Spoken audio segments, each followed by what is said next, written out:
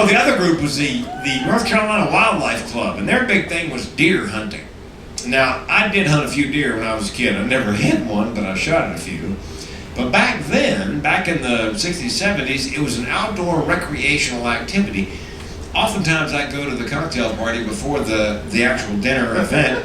Not because I need the liquor, but okay, I could use the booze. But anyway, just to hear conversation, to pick up, kind of get a feel for the group, and I kept hearing this phrase, the sport of deer hunting, the sport of deer. So when I got up, my opening joke was this. I go, you folks really think deer hunting is a sport? And they're all nodding, yes.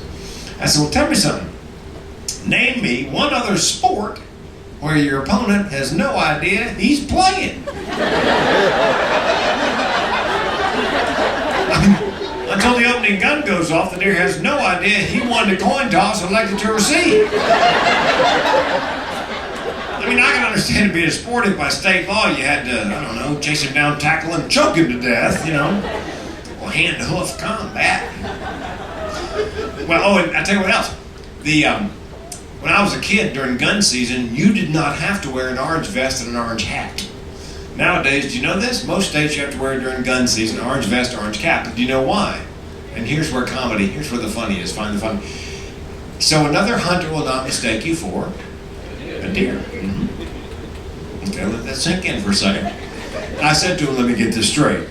Here in North Carolina, we are selling high-powered rifles and ammunition to human beings who apparently lack the ability to distinguish other human beings from deer.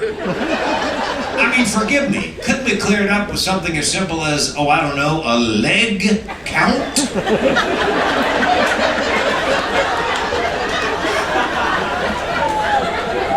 Here's my philosophy. You catch me in the woods on all fours, shoot.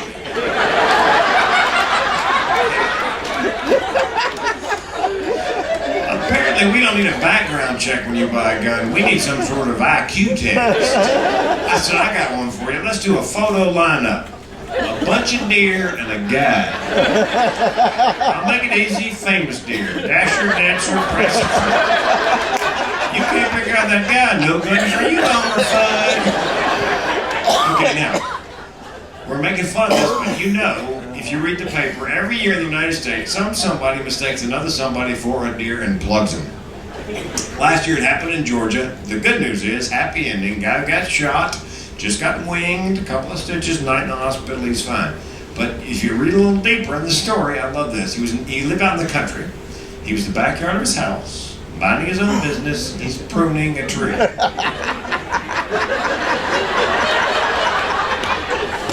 See, that's a comedian. I just wish I could have been in the woods, right there with the two guys hunting, just to listen to the conversation that led up to it. I'm guessing it was something like this. Hold my beer. Why? I think I see a deer. Where? On that ladder.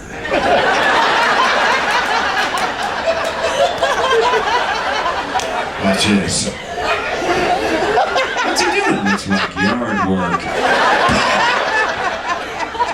Now, the only other difference that I could determine in then and now, when I was a kid, we didn't have chemicals you could buy to enhance the chance of bagging a buck. Are you aware of this? They make a product. I met a woman on a Holland America ship whose son makes a product called Buck Bomb, B-O-M-B, Buck Bomb.